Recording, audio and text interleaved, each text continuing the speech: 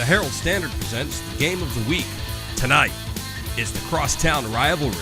Uniontown visits Laurel Highlands. Uniontown Red Raiders were unable to do anything with their first possession. It's 3rd and 7. Incomplete pass intended for Anthony Brown. Nothing to do but punt. But I don't think so. Punter Nick Gibson gives Uniontown a first down. But Uniontown could not score on this drive. Laurel Highlands likewise had to punt the ball away, but it touched a Red Raider. It's Mustang ball. Ian Edenfield makes the recovery, and they would turn it into points. Will Karwatsky pass to number 2, Ian Edenfield. The home team is up 7-0. Second quarter, Uniontown has the ball, but they've stalled out, and it's 4th and 1. But watch this. Malachi Howard takes it all the way to the end zone. Remember that name. And don't worry if you don't, because I'll remind you. It's a tied game. Then disaster strikes the Mustangs. A turnover on their own end of the field. It's 3rd and 1 on the 1-yard line. Malachi Howard makes it 14-7.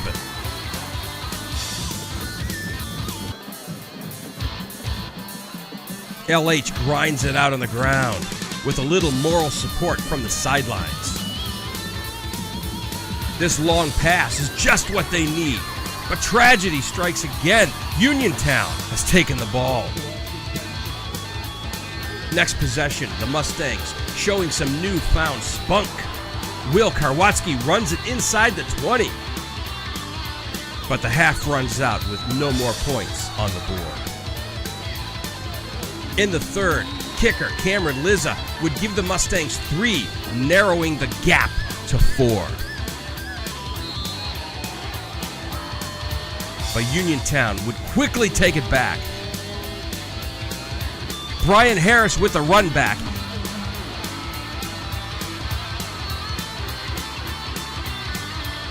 And Malachi Howard with the score. And Malachi had one more trick up his sleeve in the fourth quarter.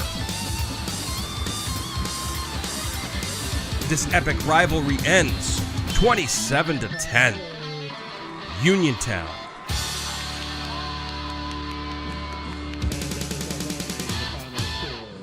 This is Jonathan Guth for the game of the week. We were Laurel Highlands and Uniontown here at Mustang Field, and for the crosstown rivalry, and I'm standing here with Malachi Howard, Uniontown senior running back. And Malachi, tonight, if I'm going to give him my player of the game. Thank you, sir. 4 touchdowns. I had him about 90 yards unofficially.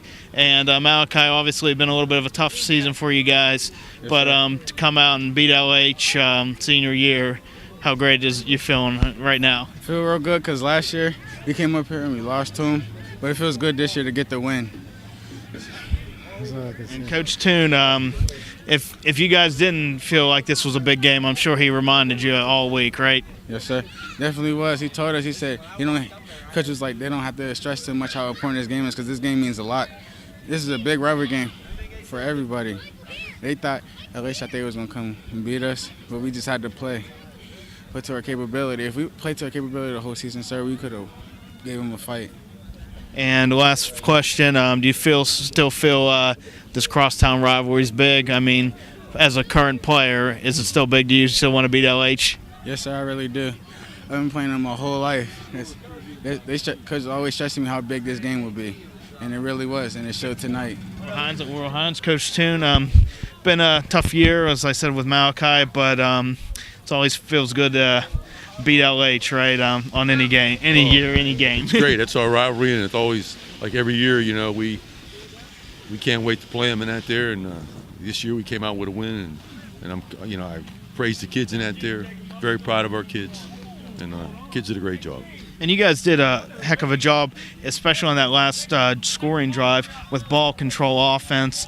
We kind of mentioned that, but is that something you were looking at? I mean, prolific offense like this, keep them off the field and just grind that clock, right? We, all week our preparation is us to have the ball, keep the ball, use the clock, keep the ball, and score. And we did a good job of it tonight. And Malachi, like you said to me last game, I know it's been tough, tough teams, and it's hard to run against teams like TJ and Ringgold, and with no disrespect to Laurel Highlands, but I'm sure it was a great feeling to see him get out and show you what he can do in the open field, right? Oh, I'm very proud of Malachi. Malachi's a good running back, you could see each game in that there, Malachi was getting better, even though we were losing in that there. At times, even the good teams in that there, he just needed a little space to get loose, and he got loose. You understand? And he's going to be. Malachi's going to go to the next level and play football. He's a great kid. He's a good student. He'll do very well. And he also made a heck of a defensive play stripping one of the Laurel Highlands receivers. And that was a play that, they were driving. They had a big play, and he never gave up on the ball. And I know that's something you always preach, never give up no matter what the situation is, whether it's score, play, what have you. That might have been the turning point of the game right there. That was a big play in that there. We get the ball in that there. They were driving. They catch that ball right there, and they may score. It might be a different ball game. So he did a great job in that. And, again, great player. He did a great job. Like I said, we came up here many times. After we had great records. We come and almost lost and did lose, okay? They had great records at times, and we beat them. So the rivalry's going. It's good, and it will always be good. All right, Coach. Well, thank you for your time. Congratulations. Thank you, guys. Appreciate you guys. No problem. All right, hello, this is Jonathan Guth with Laurel Highlands head coach Zach Just. Coach, been a trying season really for both squads. And you guys, had the lead early, but Uniontown fought back. Had some unfortunate mistakes that kind of went against you. But what was your overall assessment of the night? Anything in particular? I know there were some penalties, but it kind of went both ways, but seemed like it got a little chippy, and I don't know what the situation was down on the field, but how do you assess tonight's game? From the penalty standpoint, that's probably my biggest disappointment. We put a lot of pride on and doing things the right way and playing the right way, and I was definitely disappointed. We take a lot of pride in how we play the game, even if we're not winning, and that was very uncharacteristic of us. If anyone's watched us play, we never accumulate that many penalties, and one, we don't like to ever play that way, and two, unfortunately, those penalties cost us big time in this football game. And the one play, not to single out the kid, I never would, but with the receiver getting stripped, it's like you go from the biggest play, and I can't remember exactly what the score was. It may have been tied, but then they get the ball back, and it's just one of those, I hate to say it, but a momentum killer, and things like that just obviously, unfortunately, come back to bite you. I know they had a fumble there that you guys got, and things happen on kind of both sides, but it's one of those things where mistakes like that seem magnified, unfortunately, when you come up short. Oh, right, no doubt, and that was a huge turning point. Their kids made a great play. Our kid was just trying to get extra yards. I'll never blame a kid for that. Yeah. He was trying to take a chance to break a tackle and fight and score. I love that effort. I love the attitude, and Ian caught a touchdown pass earlier for us that was huge, and he was thinking a second one. So really, it's not his fault at all. It's a credit to their kids being, heads up and getting that strip. But that was a huge momentum swing. It was 14-7.